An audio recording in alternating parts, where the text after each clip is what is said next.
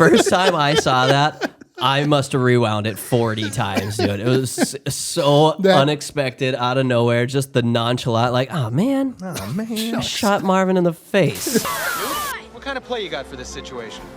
How about the annexation of Puerto Rico? Welcome to the iKnowBadeaux podcast. Hey, everybody, and welcome to the iKnowBadeaux podcast, coming at you from the local 218 studios. I am Mayor Dave Badeaux, the city Brainerd. With me, as always, is my brother. I ate absolute shit. Well, see you later. Yeah, well, that, What are you there's that. dropping nowadays? I don't know. That's kind of that's the fun part, is that I don't even know which drop that I do, and some of them are getting old. I think, say something stupid. I got nothing, man. That's a great one. See, there we go. We'll use that moving forward. Hey, Gabriel Johnson, how are you? Great, Dave. How are you? I'm excellent. What do we got going today? Let's do some movies. Let's do some movies. It is round two, the part deux, if you will, of the Be Kind Rewind, 1994.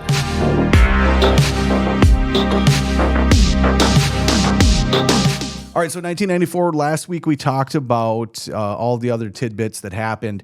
Oh, we should talk real quick before we get into this, and I hate to throw a curveball at you guys right away, but we should talk about how we, in the last episode, talked about the Olympics and talked about Tanya Harding, and then clipped that from the episode because everything we said was incorrect. Christy Yamaguchi one, right?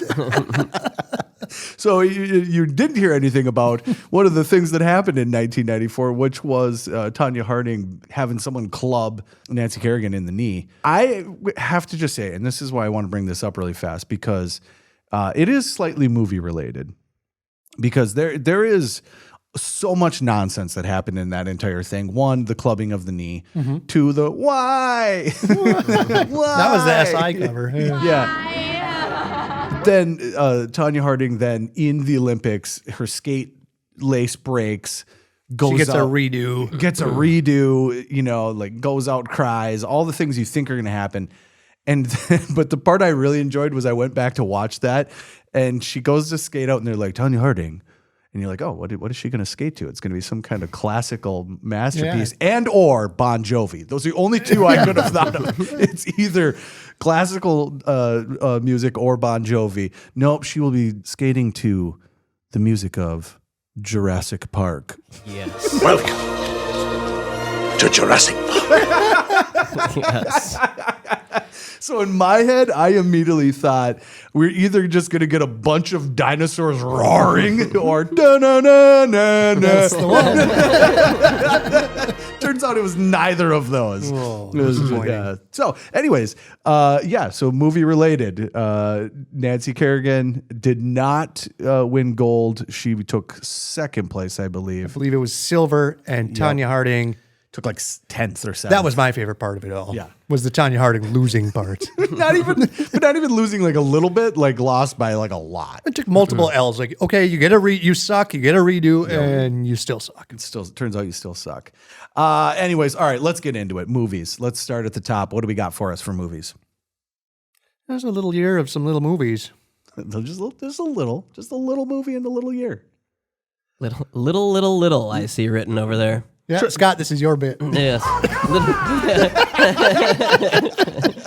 Well, yeah, I mean, pick one. Is it the Little Rascals? Yeah, That came out. I think we start with the movie, the only movie that's officially been reviewed on the podcast in its history. So we have a official movie reviewer here on the podcast. His name is Tim Severson.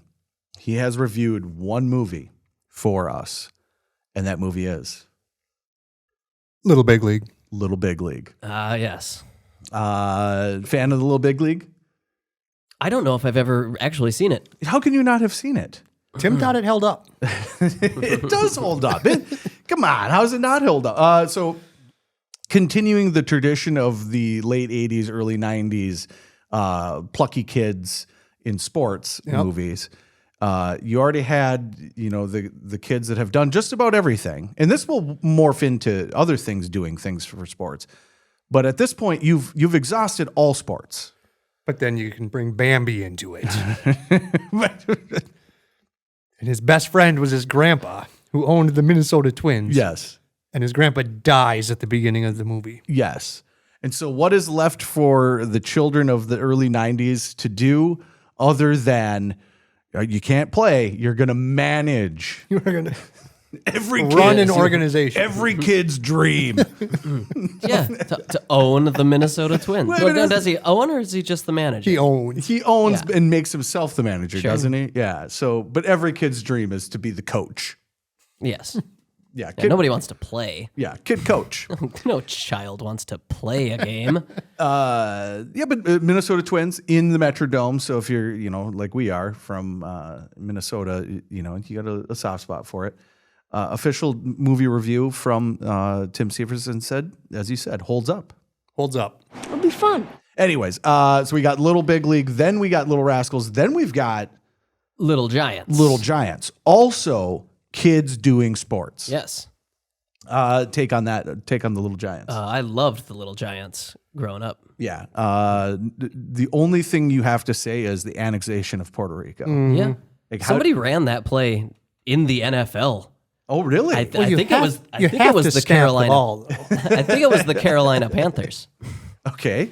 I think at one point they actually ran a play that was almost identical to the annexation Did it of Puerto work? Rico. Yeah, did it work? Yes, they scored a really? touchdown. Oh, really? Didn't get called Of course back? they did. Every time. Works every time. I love movies like that. It's fun when you get the plucky kids, Mm-hmm. It is every 90s sports movie. It is the Mighty Ducks. It is all that Yes, stuff. and there's always the one girl Yeah, oh, yeah, always. who's amazing. The ice Always. box. Yep. Always amazing. Yep. And she introduces something that you're not ready for. The boys aren't ready for it. They're not ready. And then you said Little Rascals. You can't go wrong. No. Does everyone on the planet know the "I Got a Dollar" song? Everyone on the planet knows the I Got a Dollar. So. We got a dollar. We got a dollar. We got a dollar. Hey, hey, hey, hey. We got a dollar. We got a dollar. We got a dollar. Hey, hey, hey. I think you're stretching it a little I thin. don't- Everyone? Everyone. Okay. All right. Everyone. Also includes a soapbox derby, Yeah. which soapbox derby heavy in the early 90s. I don't know if people just had fond memories of them or had never seen them before, but We had a program in Brainerd until like 2014. yeah, until we just stopped taking care of the soapboxes for the derby. But early 90s, big on the soapbox. It's something that needs to we come should back. bring it back. Needs to come Absolutely back. bring it back. One of the things that needs to come back is the soapbox derby. Yeah, the 4th of July. Put festival. kids in a soapbox and send them down a hill. Send them down the hill by the high school. By the high school, that's the best spot to do it. But at the same time, I'm refusing to call it soapbox. Pushkat. Pushkat. Pushkat. Pushkat champion. Come on. All right, get us out of the littles. Move us on to next. What do you got over there, Gabe? There's a little-known actor from In Living Color named Jim Carrey who decided to see if he couldn't make a movie or not. Let's see if, Give it a shot. Let's give it a shot. Let's give it a shot. Or maybe make 3. That's the part that I find crazy. So let's talk about that right off the top. There's no reason to even hide it. Jim Carrey's career in the movies started off with 3 movies back to back to back, all in 1994. These were his first movies. He wasn't in another movie before Yeah, this. he was in like Yeah. Earth Girls Are Easy or something. There were like some smaller movies, but this was this is the Jim Carrey. He got famous on In Living Color, so they gave him a shot for a block. See Yeah. if he could do not 1, Yeah, yeah. not 2, 3 blockbuster films in the same year. Well, and that's the part that I think is crazy because let's just throw out the dates real quick. Ace Ventura: Pet Detective came out February 4th. July 28th was The Mask, and then December 6th was Dumb and Dumber. That's just a crazy swing for the fences, home run, home run, home run. That's crazy. But yeah, he was in some really weird movies. There's one where I can't remember what it is, but it's like a rubber face or something like that. That's The Mask. Well, yes. I don't know if you know this or not. They did it but- with an advertising budget and made money. Yeah. But Sorry. Go ahead. no, go for it. What do you got? I don't remember who it was. It was for the Little Giants. Speaking of an advertising campaign, in the trivia on IMDb for the Little Giants, it said that It was based on a commercial that ran during or after the Super Bowl. And Steven Spielberg saw that and reached out to the guy who directed that commercial to write the script for Little Giants. The guy that made a commercial for the Super Bowl then got to write the script for the movie Little Giants. That's what it said. That is actually absurd. Okay, yeah. And that was Spielberg's decision. Spielberg saw that commercial and Spielberg's like, how about you write it? yeah, I'm tired of this. You've got it all figured out, evidently. Yeah. So I'm right now looking up Jim Carrey's back catalog, and there's a ton actually. He had been in a lot of stuff prior to Ace Ventura, but obviously the first time that he's given the opportunity to be the big lead. Quite a few though. I'm actually really surprised. Most of them TV. The one I'm thinking of is actually called Rubberface, but that says it was a TV movie. So, anyways, this one here, this is a good one. I didn't know of. The Sex and Violence Family Hour. Ooh. Yeah, so that'll be good. You got that magazine. Yeah, we do. We do. So let's talk about it. Let's talk about. Do you want to start with Ace Ventura? Yeah, let's go in order. Okay. What are your guys' thoughts on Ace Ventura? My dad wasn't a big fan of Jim Carrey. I can imagine that he wasn't. But in terms of like being a kid at that age, so 12-year-old, that was the peak of comedy. Him and him talking with his butt. Yeah, unbelievable. Him not just talking with his butt, but the idea that he had talked from his butt enough times that to clear his throat, and that Tone Loc saw it coming. Like, oh, please don't. No, please don't do this again. That's peak comedy. Scott, how do you feel about Ace Ventura? You were young, so you would have caught it later. Yeah, I probably didn't see that until I was in my late teens. Oh, really? Yeah. So you were rocking almost in the 2000s. Yeah. Okay. Yeah. It's a great movie. Yeah. It's an absolutely great movie. Not as much in this one, but in the second one, When Nature Calls, boy, is he annoying. And not so much to the audience, but to the other characters in the film. It's like, how are you guys not just beating the shit out of this guy? How do you put up with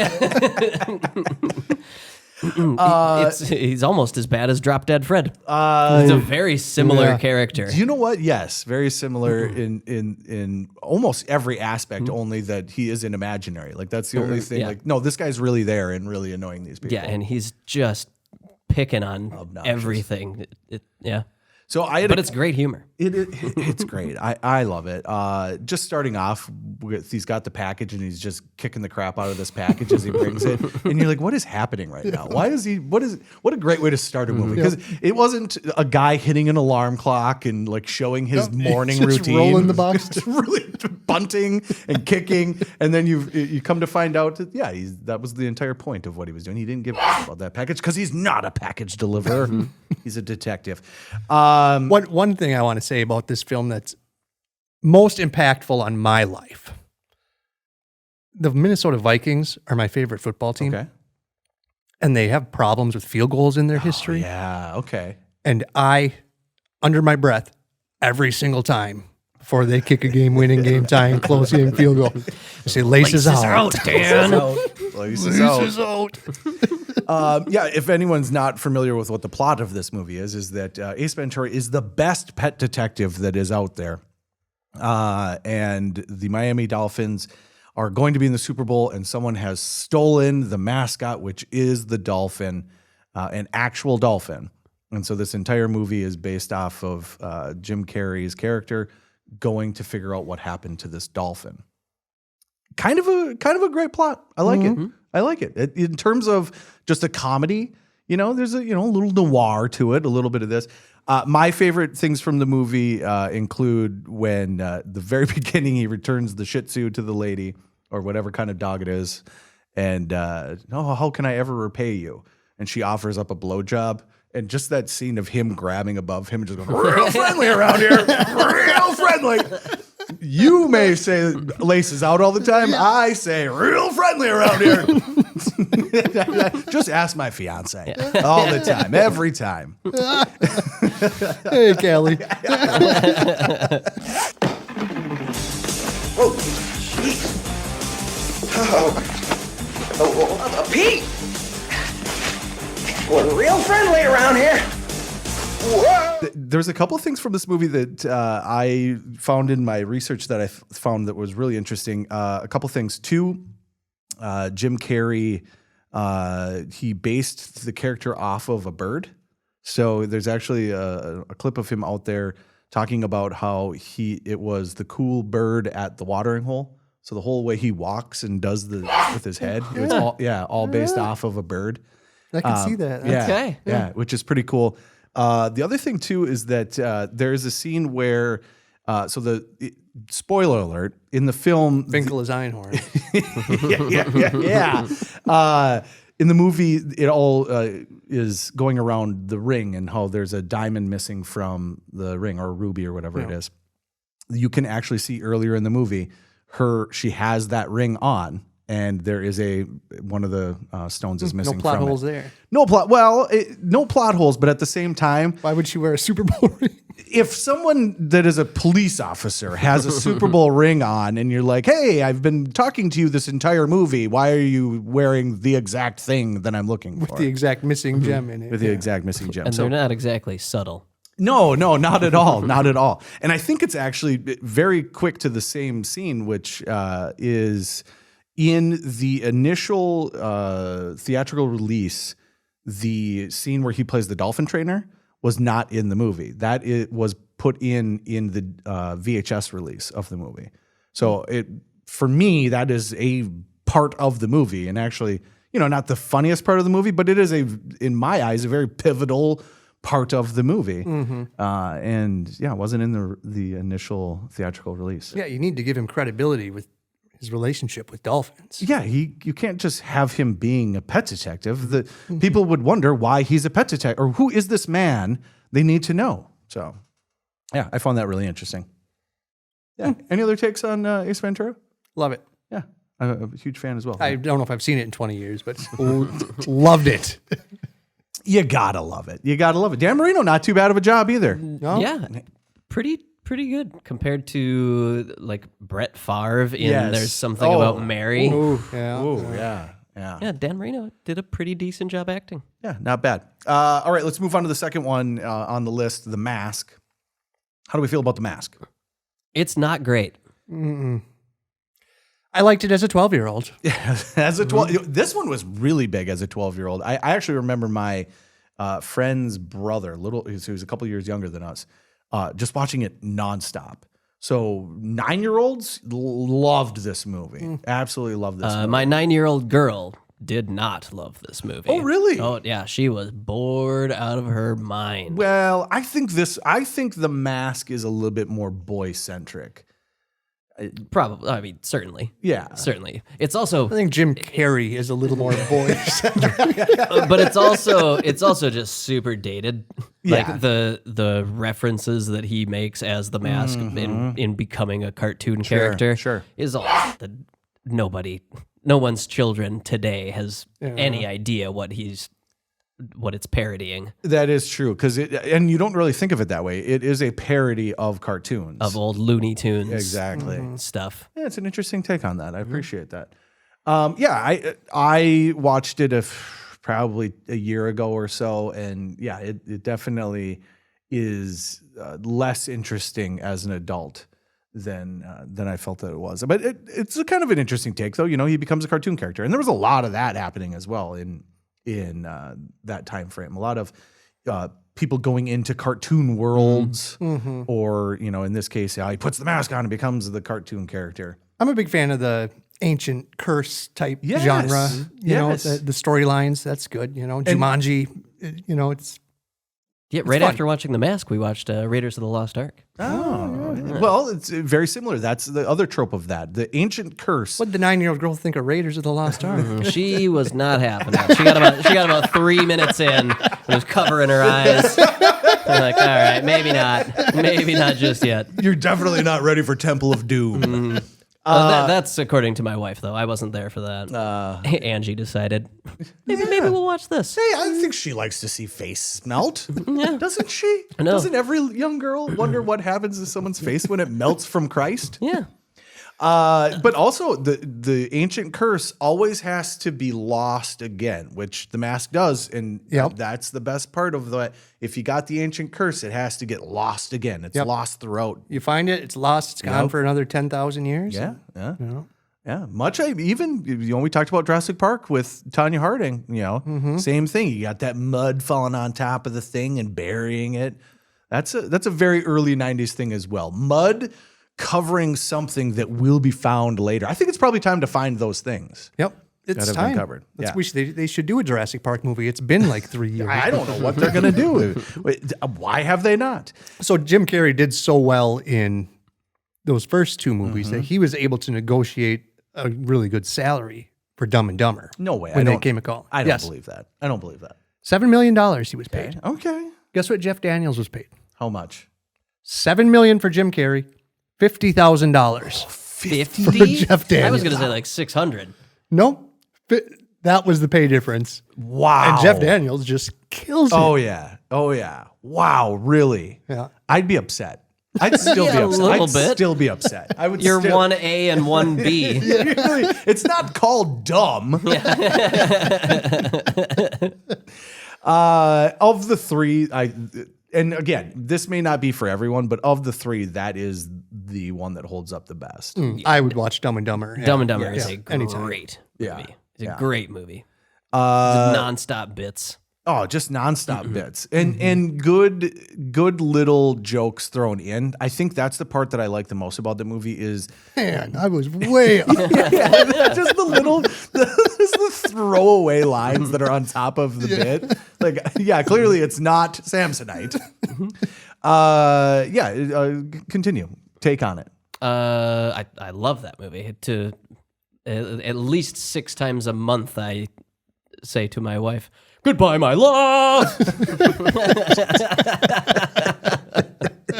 Maybe that's what I should say after blowjobs.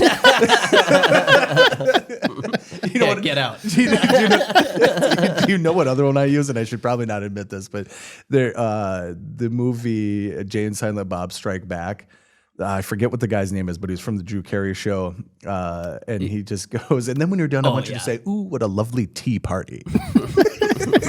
And Callie, if you're listening, she can admit that I have said that to her. And then when you're done, I would like you to say, "Ooh, what a lovely tea party." Anyways, going back to the Dumb and Dumber.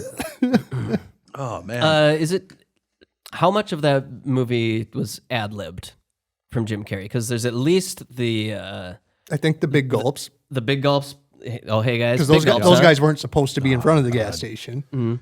really? I didn't. They know weren't that. supposed to be. They just wandered in front of the scene. Jim Carrey walks out. He's like, "Oh, big gulps, guys. Well, see you later." Of all clips, that is the clip we used the most on this show. Yeah. I had no idea that they were just hanging out. There was in just front of guys the who store. wandered in front of in the scene. Yeah. Well, see you later. The comedic timing of that is so amazing because it is big gulps, eh? Then is the appropriately long pause. Well, All right. Well, see you later. I had no idea. That's a fascinating tidbit. I All right. also probably say, "Well, see you later." Yeah, all the time. all the Actually, time. All the time. I said it 3 times in one day the other day. That's probably my most used movie line. Maybe surprised you didn't know that. Or, well, see you later. That's the one I should use after blowjobs. Well, see you later. Anyways, And then there was when he's walking out of the bar, and there's the newspaper clip about the moon He landing. ad-libbed that? yeah, That's what I've heard. Yeah, I don't know for sure. I've heard the same thing that when he goes to leave, he just happens to see the news clipping, which is really funny that that's the news clipping you chose to put there. Yeah. You know, that man landed on the moon or whatever. Landed on. I use that GIF all the time. Yeah, great movie. And I would say of the three, that is my favorite. I think of all Jim Carrey's catalog, that is my favorite. Yeah, very well done movie. Very Comedies, well anyways. When I was a kid, Oh, yeah, I grew yeah, up. yeah. I grew up next to a kid named Keith Larson. You wouldn't know him, done. No, you wouldn't. Supposed to be here, by the way. but he had Dumb and Dumber on VHS or whatever at the time. So we watched it almost every day. And it was always on. Yep. And it shows. All right, should we do just a quick rapid fire real fast of other movies that were from 1994? Yeah, let's do it. So the two that I had that stuck out were Clerks, the first movie from Kevin Smith, who at least in the 90s was one of my all-time favorite directors. And then Shawshank Redemption as well. Tune into TNT if you haven't seen that one. TNT from 1994 until probably today. Shawshank Redemption was for the longest time. I don't know if it still is, but for a really long time, it was the #1 movie on IMDb. Of user rankings? Really? For user wow. rankings, yeah. That's With crazy. cable subscriptions like their TNT. Yeah. Top rated movie of all time for a long time. That's interesting. It's a good movie. It's a very good movie. It is a very good movie. The other one that I did watch and I actually really enjoyed, True Lies. Oh, I watched that one a lot. Yeah. James Cameron. Just a fun take. The bridge is out. I really like Tom Arnold in supporting roles. I think he does a great job. Yeah, John Goodman and Tom Arnold, two of the best supporting actors ever. Yep, exactly. Another one that should be well known here on the podcast, and we'll have to do a separate episode where we talk about this. But a little thing called Major League 2. Okay. Major League 2. You Saw know? that in the theaters. Yep. Yeah. Yeah. You Have No Marbles. As well as probably the first time I remember a role switching actors that just stuck out like a sore thumb. Oh, gosh, yeah. Yeah, the Willie Mays Hayes, that one as well. Oh, take it back. There's another movie I got to bring up super fast. Police Academy, Mission to Moscow. Good news, everybody. Good news is happening in downtown Brainerd. In the city that I am the mayor of. Not that there's anything wrong with that. There's nothing wrong with it. However, I mean, finish. If you're gonna start, you got to finish. I'll let you do it. There's a restaurant that has been called the 612 Station, and it is called the 612 Station because it is 612 Front Street, which used to be across the road from a train station. Okay, it has been purchased, and they are changing the name to the Blue Oyster.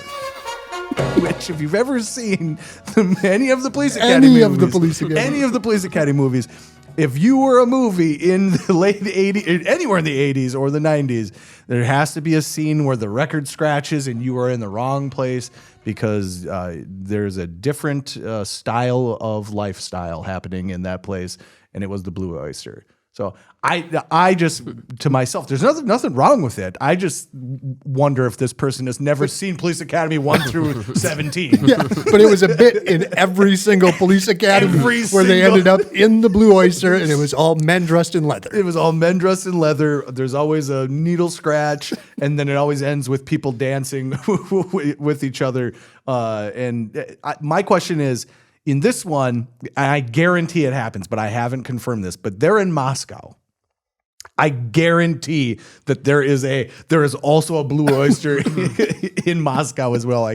Somebody correct us if that's incorrect, but I guarantee there's also in this movie. Or just call us homophobes. Well, we're not being homophobes. We're just saying. We're just laughing at it. I just think it's funny that's the only reference I have for the term Blue Oyster is from the movies that made fun of a gay bar the whole time.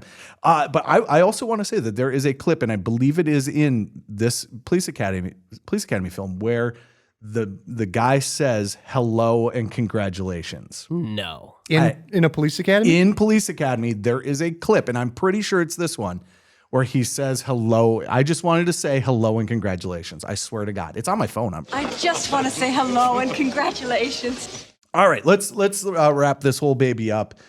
There were some other good movies. I'll just throw them out super fast. Leon, the Professional. I didn't even realize that was until 2 minutes ago. I was scrolling through movies.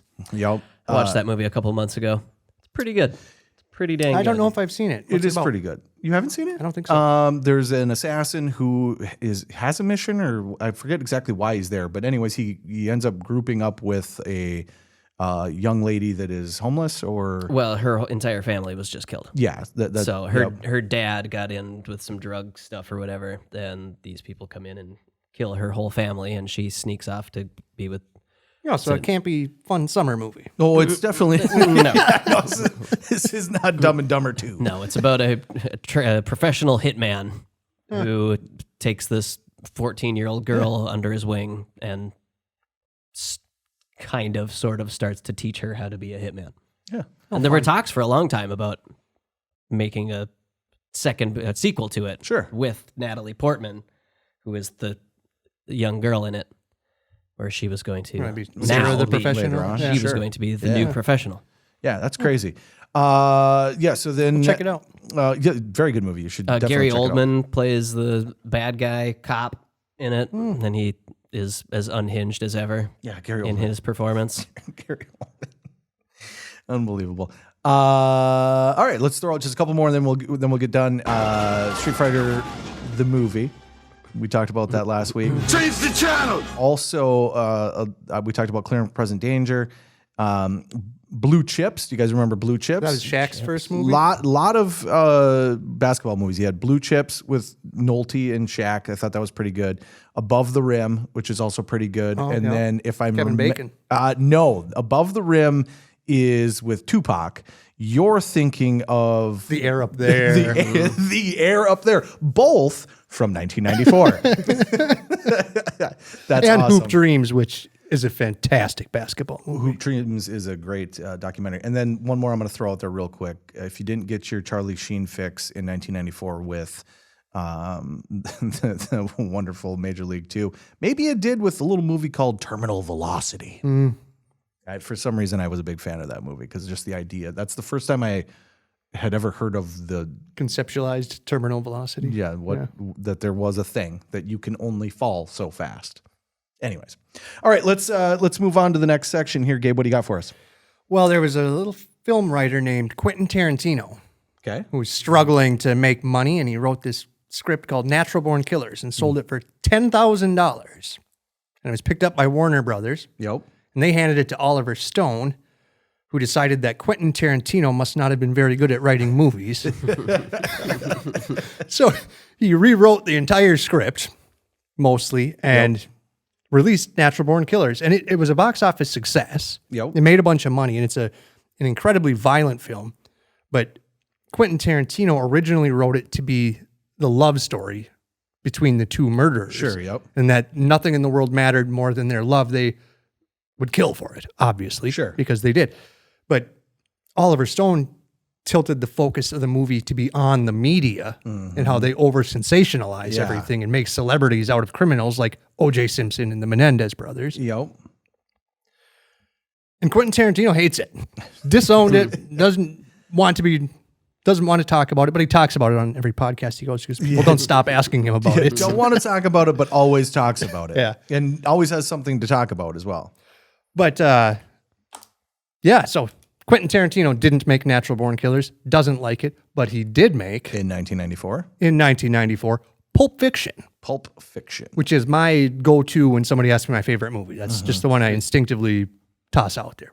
Fantastic movie. Mind-blowing as a young person how the order could be rearranged and the story still just makes total sense. Yeah, a completely different viewing experience than you were used to. I had not seen Reservoir Dogs. I'm sure most people had not seen Reservoir Dogs at that point. I liked it before it was cool. Well, this was one of those where this was when I started to realize, like, oh, there are different kinds of movies, right? It isn't just that you go watch a comedy or a drama. There are actual movies that are completely different. And one of the reasons why I fell in love with cinema in general. That idea of changing the timelines, of having things happen out of order, or having three storylines that are all intertwined, but yet and that's, I think, the most interesting thing of the movie is they intertwine, but yet they don't happen chronologically, even though they're intertwining. So it was probably the first time I recognized that film was an art form, right? Like, it's just really cool how it intertwines and they all go their separate ways at the end too. Yeah. One of the things I found really interesting about it was that the actors, because at this point, Tarantino has done Reservoir Dogs. They've gotten this, this little following happening with it. Harvey Keitel was huge in getting that to happen.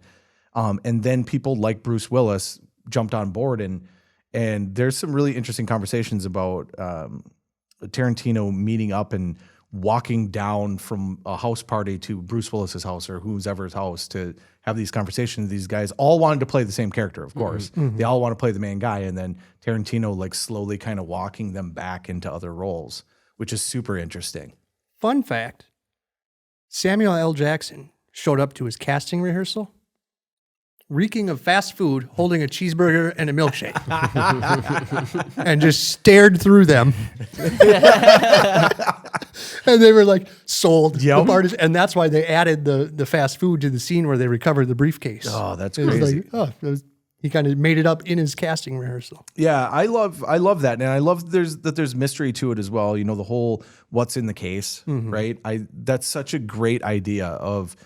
It doesn't matter what's in the case. That what is in the case is enough for all of this to happen, but yet it isn't important to the story itself. Yeah, it doesn't matter if it's money, drugs, Marcellus Wallace's soul, which people have said, yes, yeah. That kid that escaped through the back of the neck where the Band-Aid is. The Band-Aid, right? Yeah. Scott, take on Pulp Fiction. One of the funniest scenes I've ever seen in my entire life. I laughed so goddamn hard when it's Samuel L. Jackson and John Travolta driving away with the kid in the back seat. Yep. And they turn around and, spoiler alert, John Travolta accidentally shoots him in the face. Oops, I shot Marvin in the face. And they freak out a little bit. And John Travolta just says, "Oh man, I shot Marvin in the face." The first time I saw that, I must have rewound it 40 times, dude. It was so unexpected, out of nowhere. Just the nonchalant, like, oh man, I shot Marvin in the face. And his just brains are all over the back window. That's not just it's all over him. It's just everywhere. That's a top line movie line. They're on the freeway, just surrounded by cars, and all he can say is, oh man, shot Marvin in the face. Oh man, I shot Marvin in the face. It's like, what? It's one of the funniest scenes ever. When you said that, I was almost going to interrupt you and make a joke about that being the part, because to me, that is the funniest part. I'm so glad that's where you went with it. Yeah. Because absolutely. It is 100% in the delivery of the joke, right? Because it is the juxtaposition of the violence to the humor. Yeah. Just ridiculous. Yeah. So funny. The violence, the tragedy. Oh, man. Yeah. Oops. I shot Marvin in the face. And Samuel L. Jackson also then, who is like, what the hell is going on? So such a great freaking scene. And then, of course, they just go to Tarantino's house to get cleaned up. The Bonnie situation. Favorite character from that movie? Like, which storyline do you like the best? Christopher Walken's. Oh, okay. Christopher Walken. For 8 long years. I held this chunk of metal up. 5 long years he wore this watch up his ass. Then he died of dysentery. What a great delivery of an overly long and complicated story. But so freaking great that just identifies that character, because that's the introduction to Butch. That's when Butch is taking his nap before the match. I think Butch's storyline is my favorite. I was going to say so too, and I'm probably biased because in the 90s, Bruce Willis was everything. That was every Bruce Willis role, every movie. That was where I was at. So to me it was, but I like that. Who Vincent Vega and Jules are, right? Yep. You understand they're the hitmen. That's their role, and the juxtaposition of them having everyday lives, but also being these murderous people is very simplistic. The Butch thing, it takes a while to grasp what's happening. You never really know where it's going to go, and then where that ends with the we good. Mm-hmm. No, I think does he say, "Are we okay? Are you okay?" I'm pretty fucking far from okay. I'm pretty fucking far from okay.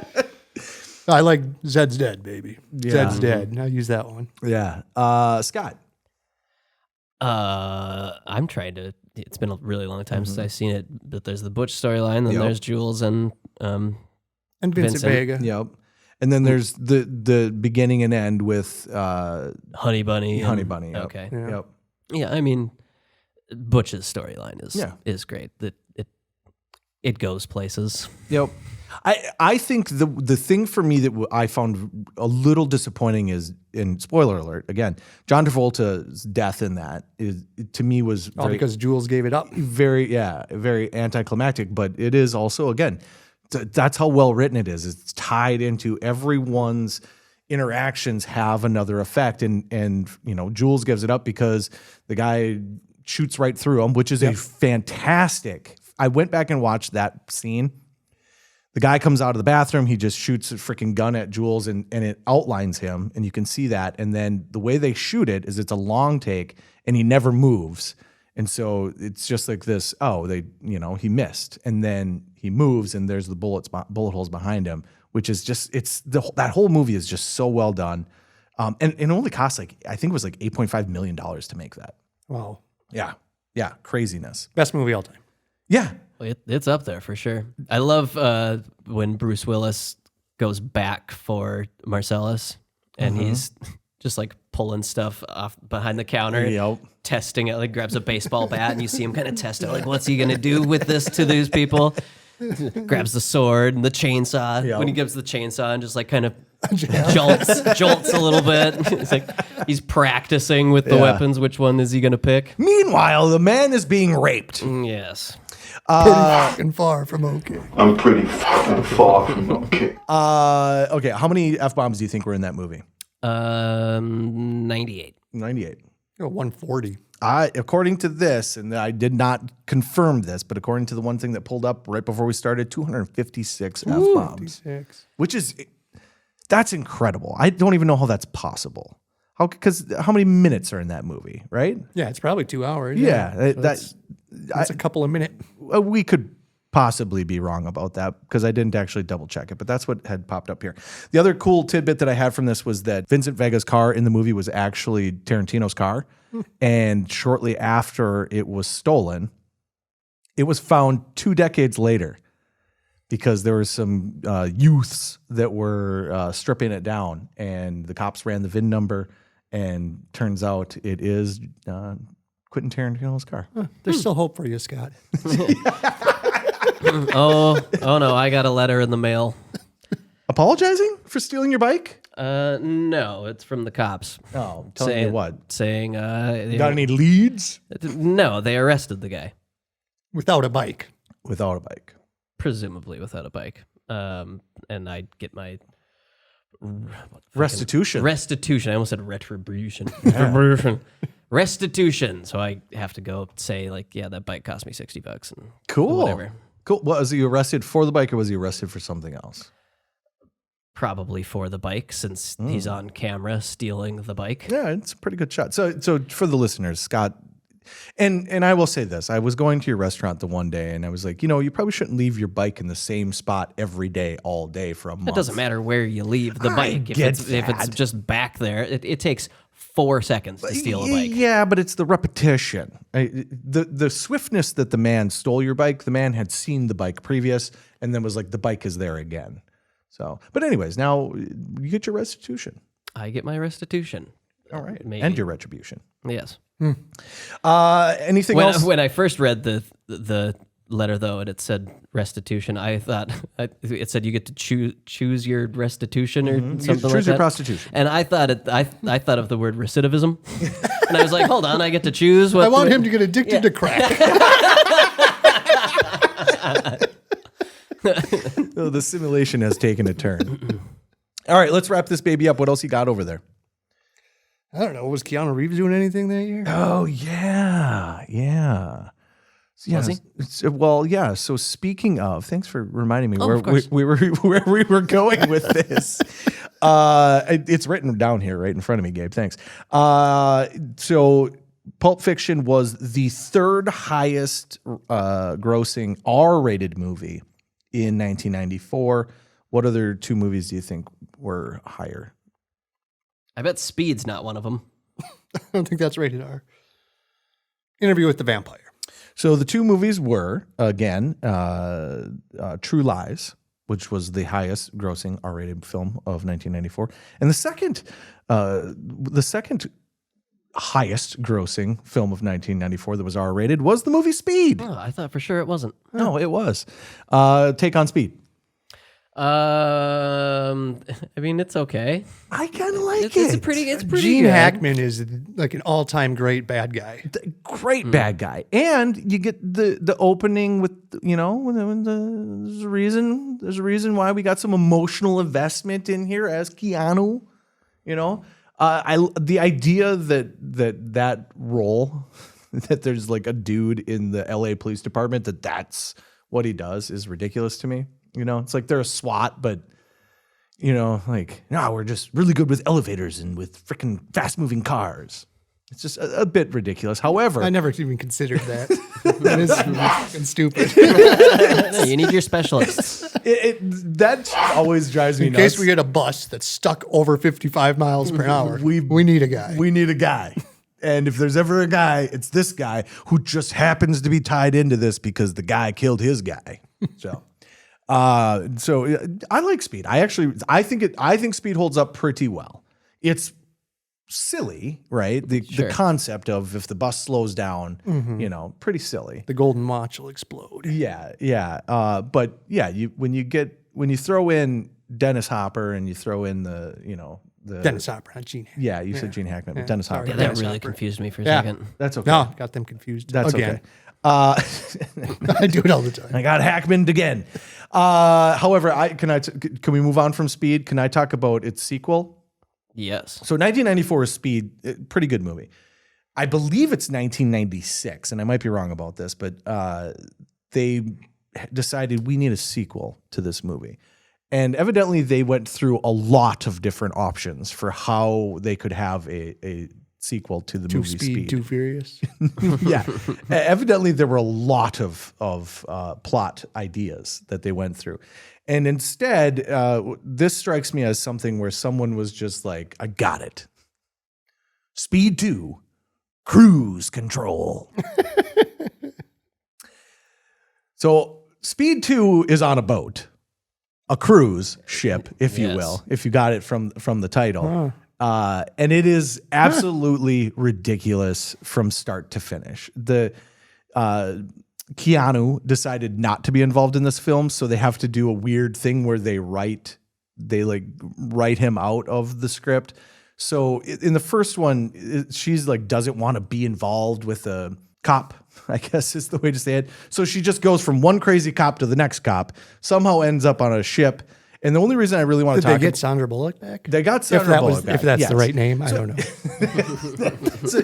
so that this film is Sandra Bullock just doing the Sandra Bullock thing where it's just like, oh, wow, oh, no. Well, she's good at it.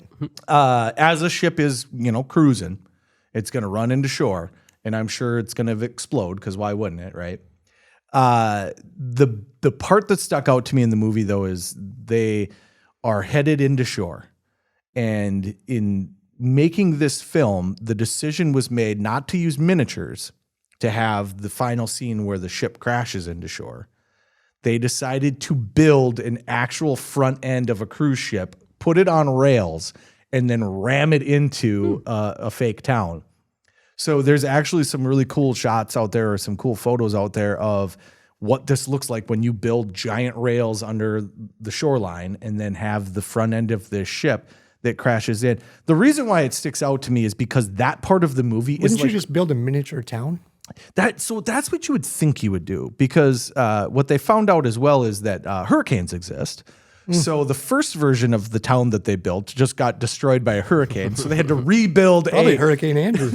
a hurricane-proof second version of this.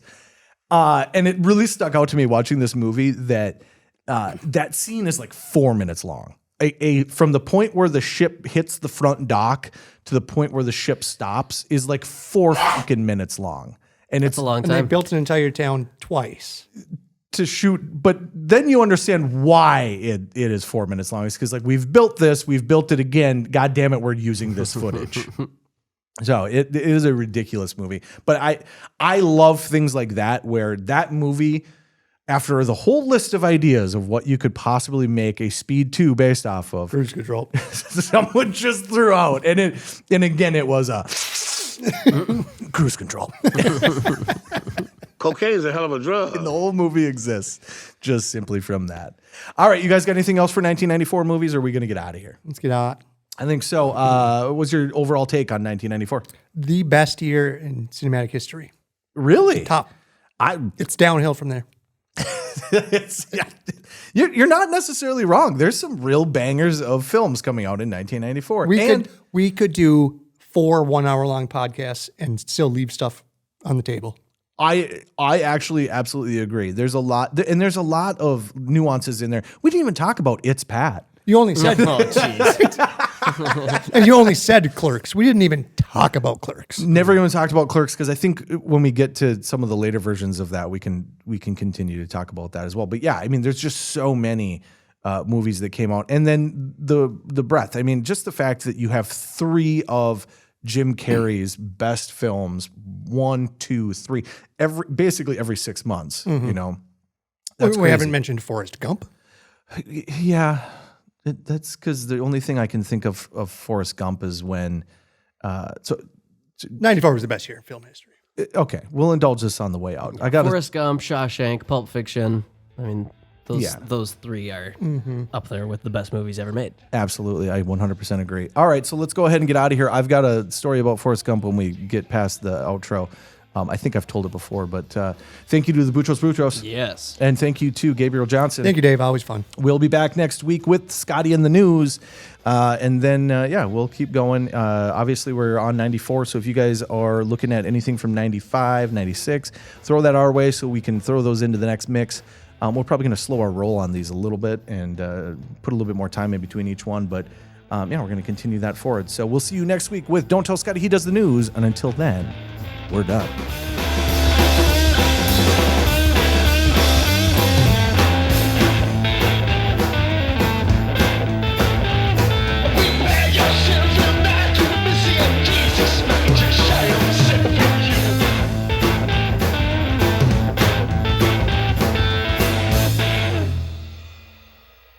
So I think I've told this before, but our dad was super religious, and because of that, we were not allowed to celebrate Halloween.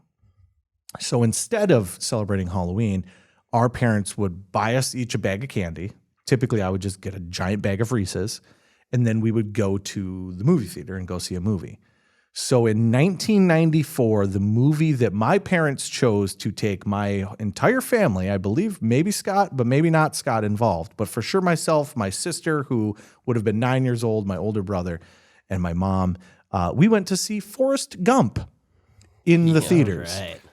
Well, that was like a box of chocolates. Well, you never know what you're going to get, but what you got was a young man's mother having loud sex, and then literally the only thing I remember from that experience was just sitting next to my dad, who did not want us to go have our minds ruined. There must be something can be done. By knocking on some doors and saying trick or treat. And that's what happens. Religion will get you sometimes. Thanks, George. Yeah, thank you, Dad.